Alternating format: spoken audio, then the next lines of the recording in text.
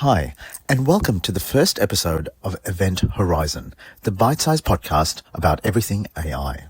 I'm your host, Travis de Jonk, a digital transformation strategist and ethicist, a broadcast journalist and producer, a multi-award-winning artist, and an avid futurist. I'm a professional with over 20 years of experience working in executive roles across news, arts and entertainment, and public health, always with one eye on the future. As an avid futurist, I've always had an unquenchable interest in technological innovation and have spent much of my career exploring the ethics, drivers, and impacts of innovation. I've also been actively dedicated to increasing digital literacy, critical thinking, and active participation in technology, helping business and community in their digital transformations. I'm not just good at predicting what's coming, but helping shape how the technology is developed, deployed, and integrated into our lives. And right now, nothing is reshaping our world and existence more than AI. And 2025 really does feel like it's the year that the penny finally dropped about the innovations in AI, and the technology has finally entered the zeitgeist and become a topic in general discussion. And it's a hot topic. You can't scroll a social media newsfeed, open a newspaper, turn on TV, or put on the radio without encountering a conversation about AI. Unfortunately, so little of it is actually credible, informative, helpful, or educational. 90% of the AI news and information you will encounter is hyperbole, misinformation, inaccurate, distorted fear-mongering. It's pretty much garbage. So that's why I'm doing this podcast. I'm on a mission to increase your digital literacy that is so vital to this moment, and to bring you up to speed with the basics of where AI is up to educate and empower you to make the most of AI, and to help steer its future direction towards one that's beneficial to us and humanity and the planet and human interests, rather than just billionaire shareholders and tech CEOs. I aim to bring into the world the long overdue conversations and discussions and learnings that we really need to be having, rather than the slops that we all too often get. And of course, I really want to make this incredible technology as exciting, accessible, easy to understand and use as possible, without the clutter of jargon. I want to offer you informed answers to your pressing questions and concerns, and separate fact from fiction. Most people don't realize you're already an AI user, and have been for years. Google Maps rerouting you around traffic jams, the fraud alerts from your bank, when your phone translates a menu into another language instantly, and even your Netflix recommendations are powered by complex machine learning models, and that's AI in action. And the reason it feels invisible is deliberate. For over a decade, major tech companies avoided the word AI. Instead, they embedded it quietly in the products we trust. By 2023, according to MIT Technology Review, more than 90% of Fortune 500's firms were using AI in some form, mostly without labeling it as such. It isn't all sinister, but the development framework and the motivation of tech companies and the way we are choosing to use it might be. In this episode, I want to give you some foundational considerations that are going to frame our conversations moving forward through this podcast, giving you context and insight that most other AI discussions don't, while also helping you to assess the accuracy and relevance of any AI info you come across. Don't just accept everything you see at face value. Critically interrogate and evaluate the context, credibility, and quality of the AI news, info, and sources you consume, including this podcast. What is the context of the post? Are they tech specialists? Do they represent a company with vested interests? Or is it just a trending topic that's clickbait for them? Is their content superficial and overly simplified, lacking evidence to support its position? What experience, qualifications, or reputational standing supports the value and validity of this contribution? By simply answering questions like this, or asking questions like this every time you look at a piece of news or information, it'll give you a gauge of where that article is coming from, how much quality is attached to it, and what its agenda or motivation is. And that makes all the difference when you're trying to understand what is actually quality information or not.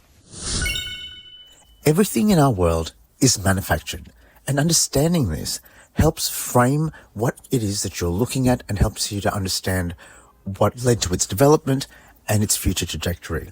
That includes objects, actual physical objects, systems, even ideas. These are shaped and motivated by human hands, minds, and human work. They're shaped and motivated by a purpose, and they require terrestrial resources and supply chains. The thing itself, as well as the discussions and the marketing of it, everything is molded and shaped before you consume it. Leading authority on all things AI, Kate Crawford, in her book Atlas of AI, which is absolutely essential reading, by the way, if you want to really understand the development of AI and the physical realities of it in our world. Kate Crawford says, AI is neither artificial nor intelligent. Now, what does she mean by that? Well, it's simply this. Artificial intelligence can't think for itself. The only way it can do what it does is because it has had vast amounts of data put into it, literally entered by people who have just helped classify large, massive data sets which it uses to inform its decision making. Actually, human data, algorithms, everything that's created, that is all human. They're all human interventions. It's not something that thinks on its own. It's not in and of itself intelligent. So that's what they mean by it's not intelligent. Now, it's not artificial either, because everything that makes up artificial intelligence, AI, actually comes from real world resources. Every facet of its physical reality, actually comes from our physical reality. It's things from the earth made by people, components that are put together. So it's not artificial. It actually has its origins in and of this earth. Capitalism is a very specific setup, and it's one that implies a profit motive. It's one that only really works when something or someone is being exploited in some way. And when you think about that, it's not just an economic system, it's a way of being in the world. And that really sets up what it is you're making out of that system in that framework. That alone tells you a lot about the direction that and the choices that are being made about AI, how it's developed, how it's talked about, how it's being used. I think it's interesting too to just look at this idea of the way that we think about AI and how it functions, right? We get these very nice, beautiful interfaces where we just type in a prompt and AI seems to magically do its work. Most people wouldn't know about the vast amounts of human intervention that have gone into creating and collecting those data sets, into classifying that information, you don't see any of that. What you see is really what amounts to what looks like magic, right? But it isn't magic. It isn't doing anything on its own, but it creates the impression that it is. And when you think about that, you think, okay, well, AI companies have created this so that we consume it somehow. They want to create this impression that it is magical. Let's look at another example where AI has really come into play, and that is at your local supermarket. You have self-checkout machines. And again, the way it's talked about and the impression that it gives is that it has replaced those workers, but actually that job hasn't gone. Whereas once upon a time, the supermarket would pay a checkout teller to work there. Now you, the customer, are doing that work, and you're actually doing that work for them for free. AI really does offer us so much potential. Never before in the entire human history have we had the ability to scale up our ideas and production on this level. It's absolutely an industrial revolution on steroids. Now, it also offers us so much potential to solve some of the biggest issues of our time that we've thus far not been able to solve. Things like the cure for all diseases, or how to reverse climate change, even some of our social issues and how to better plan cities and make sure that everything is functioning as efficiently as possible. These are all some of the things that AI could be helping us solve right now. So why doesn't the world look more like that utopia? Why is AI having the kind of impacts and displacement and disruption on such a significant level? The reality is AI is not taking our jobs. AI is not causing the environmental damage. AI is not causing the disruption or the changes that we're seeing, because AI can't do anything. It's not an independent autonomous agent taking your job consciously or causing environmental damage. AI is not an independently autonomous acting entity. It's a tool, it's a service, it's a product. It is created, developed, deployed, and managed by people. And this means people and their motivations are where the real power and responsibilities lie. That's a really significant and important consideration, because when we talk about AI, we often talk about it as if it is something that is separate from us, that is doing things outside our will, and it's absolutely not. It is very much humans that are influencing the decision-making, design, deployment, and of course its future trajectory that we've got to just remind ourselves if we're going to try and understand how we can steer it into a direction we want it to go in, a trajectory that is actually about human benefit, actually about positive environmental impact.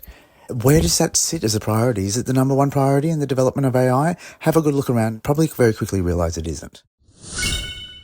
In the next episode of Event Horizon, what is AI and how does it work? What types of AI are there? What are its key components? And we will answer a big question many of you asked. Is AI conscious?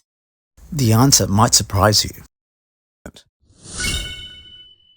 Thanks for tuning in. If you've enjoyed what you've heard and you're ready to start being a master of the digital world, please do 3 things for me right now. Like, share, and subscribe. It's free and it's the best way to support the show and ensures you never miss a vital episode. And there are a whole heap of things that only subscribers will have access to, including access to my free fact sheets and how-to guides, your personal toolkit for navigating AI. Event Horizon is available to listen to on Spotify, Apple Podcasts, Google Podcasts, and wherever else you get your podcasts. You can also view the full episode on YouTube and my Patreon. I'm Travis de Jonk, and I'll see you at the Event Horizon.